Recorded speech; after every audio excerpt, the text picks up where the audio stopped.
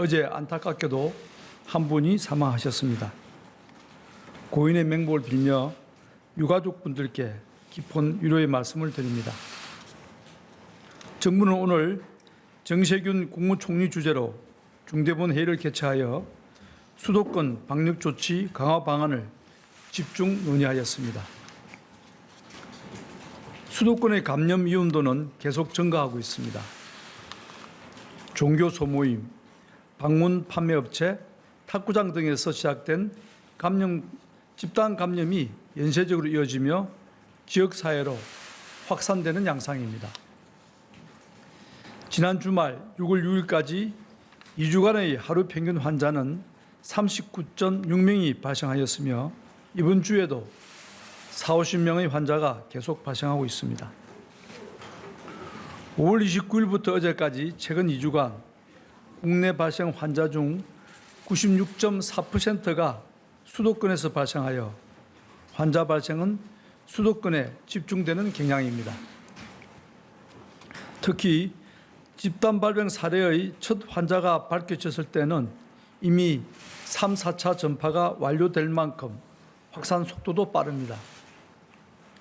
관리 중인 고위험 시설의 집단 감염은 줄고 있으나 행정력이 미치기 어렵고 방역 관리가 취약한 시설이나 소모임을 따라 연쇄적으로 감염이 확산되고 있습니다. 정부는 2주 전인 지난 5월 29일 수도권의 유행 증가를 차단하고 학생들이 안전하게 등교할 수 있도록 수도권의 방역 관리를 강화하는 조치를 시행한 바 있습니다. 노래 연습장, 유흥주점 등 고위험 시설 8종에 대해 집합을 제한하거나 운영을 중단시키고 전자출입명부 도입을 의무화하였습니다. 수도권에 소재한 8천여 개의 공공시설의 운영을 중단하고 시급하지 않은 공공행사는 연기하였습니다.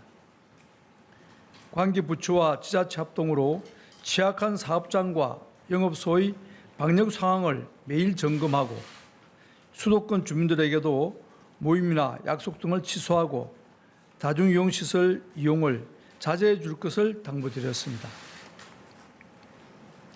이러한 생활 방역 노력과 방역 당국의 추적으로 대규모 확산으로 진행되는 것은 막고 있으나 추적 속도가 확산 추이를 충분히 따라잡지 못해 환자 발생은 점진적으로 늘어나는 추세입니다. 자칫 대규모 밀폐시설의 밀집된 군중에서 전파되는 경우 급격한 유행 확산도 우려되는 상황입니다. 지난 2주간 우리 아이들의 등교 수업을 재개하고 학교의 집단 감염은 차단하는 성과를 달성했으나 여기에서 상황이 더 악화된다면 등교 수업도 다시 차질을 빚을 가능성도 있습니다. 이에 따라 정부는 오늘 중대본 회의에서 수도권 지자체들과 협의하여 수도권에 대한 현재의 강화된 방역관리 체계를 연장하고 추가적인 방역 강화 노력을 기울이기로 하였습니다. 다시 사회적 거리로 돌아갈 경우 빚어질 수 있는 학업과 생업의 피해를 최소화하면서 수도권에 집중된 연쇄 감염의 고리를 차단하기 위한 목적입니다. 이번 연장 조치는 종료 기한을 정하지 않고 수도권의 환자 발생 추이가 한 자릿수로 줄어들 때까지 계속 유지하게 됩니다. 정부와 지자체는 고위험 시설 집합 제한, 공공시설 운영 중단 등의 기존의 조치를 연장하는 한편 집단 감염의 확산 속도를 줄이고 방역 당국의 추적 속도를 높이는 추가적인 방역 조치를 시행하고자 합니다. 우선 집단 감염의 확산 속도를 늦추기 위해 방역 수칙이 잘 준수되지 않는 취약한 위험시설에 대한 관리를 선제적으로 강화하겠습니다. 방역 수칙을 강제 적용하는 고위험시설을 기존의 8개 시설에서 추가적으로 확대하여 관리를 강화하고 현장의 의견을 들어 사각지대에 놓인 취약시설을 집중 점검하겠습니다. 관계부처, 지자체 합동으로 취약시설의 방역수칙 준수 여부를 집중 단속하고 중대한 위반 사항에 대해서는 무관용으로 엄정하게 대응할 것입니다. 여름철에 보다 적합한 비말 차단 마스크의 공급을 확대하고 다중이용 시설에서의 마스크 착용이 일상화되도록 홍보와 계도, 행정 조치를 강화하겠습니다. 방역당국의 추적 속도를 배가할 수 있는 조치도 함께 시행할 것입니다. 신속한 역학조사와 조기 격리가 가능할 수 있도록 수도권 역학조사관을 확대 배치하고 경찰청의 신속대응팀과 상시적으로 협력하게 됩니다. 고위험 시설의 전자출입 명부를 차질 없이 도입하고 수도권의 학원과 PC방도 설치를 의무화하겠습니다. 이외에 다른 시설에서도 적극적으로 권장하여 이용자 파악이 신속하게 이루어지도록 하겠습니다. 고시원, 쪽방촌, 한바식당 등 제도권 밖 시설에 대해 선제적으로 선별 검사를 실시하여 발생 가능한 집단 감염을 조기에 찾아내겠습니다. 수도권의 치료 체계도 선제적으로 준비하겠습니다. 공동 병상 대응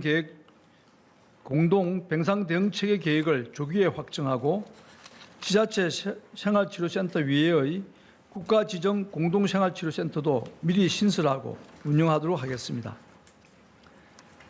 날씨가 더워짐에 따라 필요가 커지고 있는 의료진에 대한 대책도 강화하겠습니다.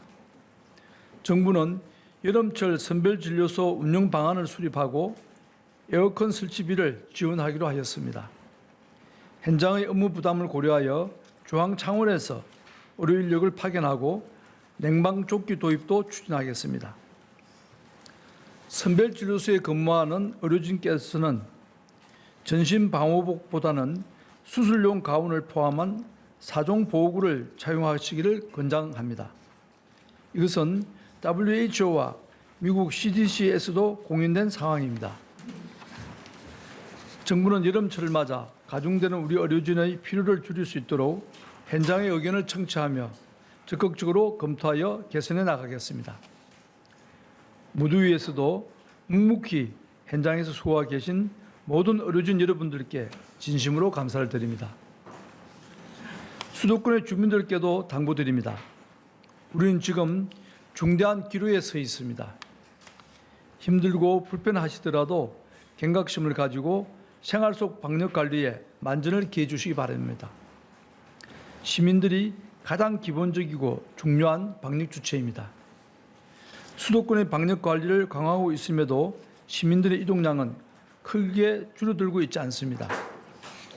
지난 2주간의 주말 이동량은 이전 주말과 비교했을 때 약 96% 수준으로 거의 변화가 없었습니다. 지금 이 시기에 집단 감염의 연쇄고리를 끊어내지 못한다면 우리 사회는 더 큰 고통과 인내의 시간을 맞이하게 될 것입니다. 국민들의 일상은 다시 움츠러들 것이며 경제활동 위축에 따라 많은 서민층의 생활이 어려워지고 우리 아이들이 학업에 차질을 빚고 학창시절의 즐거움을 누리지 못하는 상황을 각오해야 합니다. 시급하지 않은 약속이나 모임, 외출은 최대한 자제해 주시기 바랍니다. 특히 고령자나 기저질환자는 사람들이 많이 모이는 시설의 이용을 조심해야 합니다. 사업장과 다중이용시설, 소모임 등 모든 생활공간의 운영자와 이용자에 대해서도 당부드립니다. 방역관리가 철저한 경우 감염 전파가 최소화되고 방심하고 취약한 곳에서는 집단 감염이 발생한다는 것은 이제 누구나 알고 계신 상식이 되었습니다.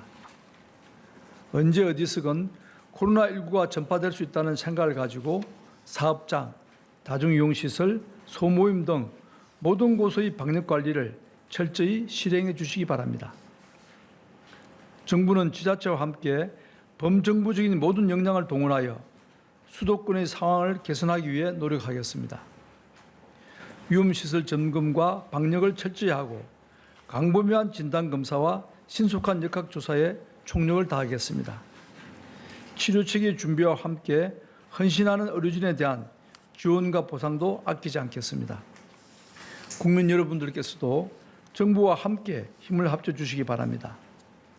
각자가 책임감을 가지고 방역 주체로서 코로나19의 차단에 힘을 합쳐주신다면 우리는 분명히 안정적인 상황을 만들 수 있을 것입니다. 감사합니다.